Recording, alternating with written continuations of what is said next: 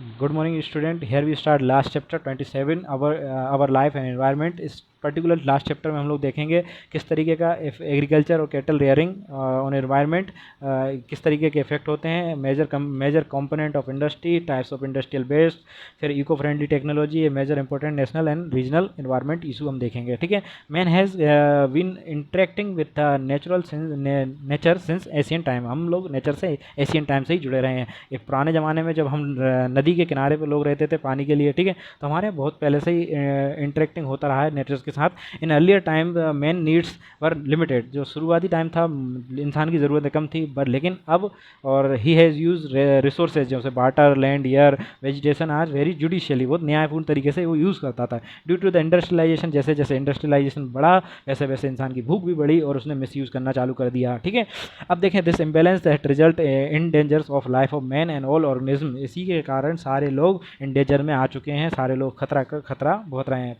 Pollution जो आपको देखने को मिलता है इसी का इफेक्ट है। Effect of agriculture and cattle rearing on environment. जो एग्रीकल्चर का इफेक्ट और कैटल रेयरिंग का इफेक्ट देखते हैं हम लोग। Agriculture provide food to the world, and agriculture activities consisted growing crop, plugging and reaping, cattle rearing etc. The modern agriculture is completely different from the traditional। जो पुराने ज़माने में एग्रीकल्चर होता था और अब जो एग्रीकल्चर हो रहा है वो दोनों डिफरेंट है। अब हम क्या करते हैं, agriculture based on the human and animal labour, but अब जो है वो क्या हो गया, मशीनाइज हो चुका है। हम लोग फर्टिलाइजर्स का यूज़ करते हैं जो कि इन्वायरमेंट फ्रेंडली बिल्कुल भी नहीं है। In a modern time agriculture use the chemical fertilizer increasing day by day enhancing the production को इनहेंस करने के लिए हम फर्टिलाइजर का यूज़ करते हैं, केमिकल का यूज़ करते हैं जो कि आपके एनवायरमेंट पर इफेक्ट डालते हैं। ठीक है, normally 60% of total chemical fertilizers are absorbed by plant, but remaining fertilizer which remain in soil that affect many ways, like it's soluble in rain water, reach the lake and river, pond, surfaces ground, touch the polluted.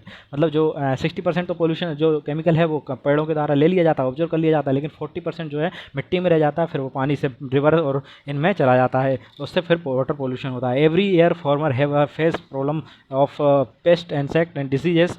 इस तरीके की problem से जो किसान है वो हमेशा सफ़र करते रहते हैं। अब इसमें देखते हैं animal husbandry, branch of agriculture deal with the breeding and rearing animal जो रेयर करने के लिए, मैनेज करने के लिए for various use like food and work etcetera. Latest techniques use in generating the animal product commercial level. तो animals में जो आप भी देखेंगे आप तो लेटेस्ट टेक्निक यूज़ करती हैं जिससे उनका प्रोडक्ट जो कॉमर्शियल लेवल पर लार्ज इनकम हो सके, जिससे लार्ज इनकम हो सके। ठीक है, management of animals, so maximize the return tax to achieve return can be achieve, जिससे ज़्यादा से ज़्यादा रिटर्न हमें मिल सके। ठीक है ना, तो इसके लिए increasing the human population, it putting the pressure on animals, also the demand of animal product increases, scientist are working hard increasing the product of goods. तो इस तरीके से साइंटिस्ट क्या है, इन पे भी काम करते हैं। जैसे आप बात करें इसमें फिर नए नए साइंटिस्ट ईजाद करते हैं तरीके जिससे आपका इन्वायरमेंट इफेक्ट होता है। They have made intensive research on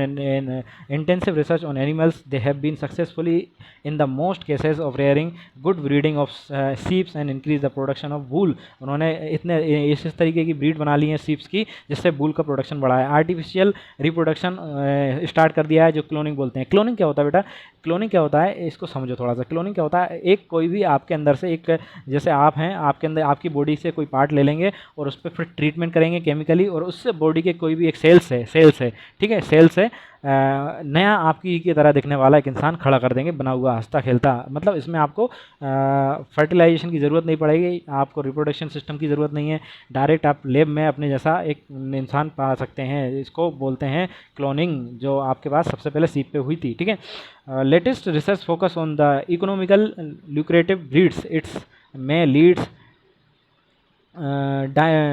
डायमेसिंग biodiversity. ठीक है, तो ये हमने बात की किसकी, पर्टिकुलरली हमने किस तरीके का एग्रीकल्चर और कैटल रेयरिंग इफेक्ट कर रही है। अब हम बात करते हैं इंडस्ट्री की। ठीक है, तो इंडस्ट्री बेटा, industry refer the production of goods and services in area of natural resources technology combine to produce good and services. मतलब इस एक ऐसा टर्म है, ये एक ऐसा वो है कि मतलब जो रॉ मटेरियल से आपको कोई अदर मटेरियल बनाने के लिए इंडस्ट्री का उपयोग किया जाता है। ठीक है, तो earlier also the goods product were produce but large scale production started only by the industry. मतलब पहले भी बहुत सारे प्रोडक्ट बनाए जाते थे, लेकिन जो लार्ज स्केल पर प्रोडक्शन हुआ वो इंडस्ट्री के आने से हुआ। ठीक है, तो हम देखते हैं अब यहाँ पे बात करते हैं the important industries today in iron, steel, automobile, sugar, textile, ये सब इंपॉर्टेंट इंडस्ट्री है। Every year every Indian industry input and output, the input of raw material and output are, input क्या होता है, raw material, machinery, technology, capital, labour, ये input है। Output क्या होगा, फिनिश गुड आपके पास निकल के आएगा, वो आपका आउटपुट होगा। ठीक है, अब हम बात करते हैं कंपोनेंट ऑफ इंडस्ट्री के। Most of component are, most of manufacturing industry are need for input capital, raw material, technology and labour. फिर हम बात करते हैं कैपिटल की। तो कैपिटल जरूरत पड़ती है। Every industry need two types of capital. पहला होता है फाइनेंशियल कैपिटल, ठीक है, financial capital and physical capital. Physical capital होती है बिल्डिंग, मशीनरी, ये सब। और फाइनेंस होती है पैसे जो हम लोन लेते हैं, बोरो करते हैं, या फिर हमारे पास होते हैं तो हम उससे लगा लेते हैं। ठीक है, फिर रॉ मटेरियल आता है। रॉ मटेरियल कहाँ से मिलेगा आपको, एग्रीकल्चर से मिलेगा। ठीक है, नेचुरल रिसोर्सेज या फिर रिन्यूएबल, भी रिन्यूएबल और non renewable. The technology advance have played industry growth के लिए टेक्नोलॉजी की ज़रूरत पड़ती है। फिर लेबर की बात करते हैं तो work force,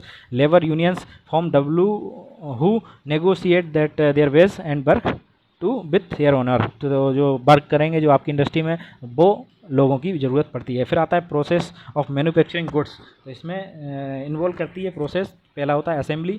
assembly is the combination of part make the final product. For example bicycle assemble by the jointing by different parts, wheel, handle, इन सबको ऐड किया जाए तो साइकिल बन जाएगी आपके पास। व्हील, हैंडल, सीट्स, चेयर बनाया जाए। ठीक है, इसके बाद आप alternative modification of raw material into the new material, final product, for example swing of trees into the lumber. ठीक है, फिर एक्सट्रेशन की बात करते हैं तो extraction process to remove one और more component from the raw material. Example petrol से क्या निकालते हैं आप, क्रूड ऑयल किससे निकाला जाए, क्रूड ऑयल से आप पेट्रोल निकालते हैं, इसके लिए एक्सट्रेशन बोलते हैं। ठीक है ना, आप किसी एक प्रोडक्ट से दूसरा प्रोडक्ट निकालना। ठीक है, beside these three are other process also involve करती हैं। ठीक है ना, manufacturing the process are very from one industry to another industry. एक इंडस्ट्री से दूसरे इंडस्ट्री में प्रोसेस आपकी वेरी कर जाती है, क्योंकि वो अलग अलग इंडस्ट्रीज डेवलपमेंट डिपेंड करती हैं अलग अलग तरीके के वर्क पर। ठीक है, अब हम बात करते हैं प्रोडक्शन ऑफ गुड्स।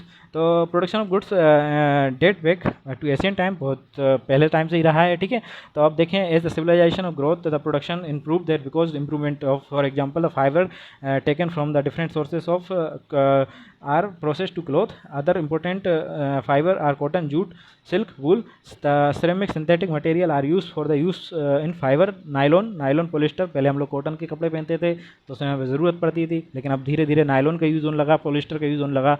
फाइबर के taken various source are strengthed to make thin thread, मतलब फाइबर जो यूज़ करता है बहुत ज़्यादा पतला थिन थ्रेड बना देता है। They have twisted by the spinning, और एक दूसरे में स्पाइन किया दिए जाते हैं इस तरीके से। ठीक है, इस तरीके से। ठीक है, विच आर, उससे क्या होता है, मजबूती बढ़ जाती है।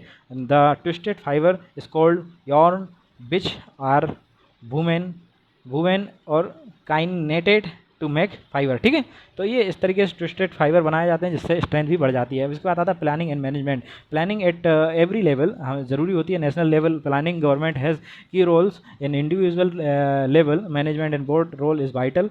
ठीक है, at the national level the government adopt planning policies tax rebating to plan for rapid industrialization of area. The industrialization level of management board plans according to the market trend and competition.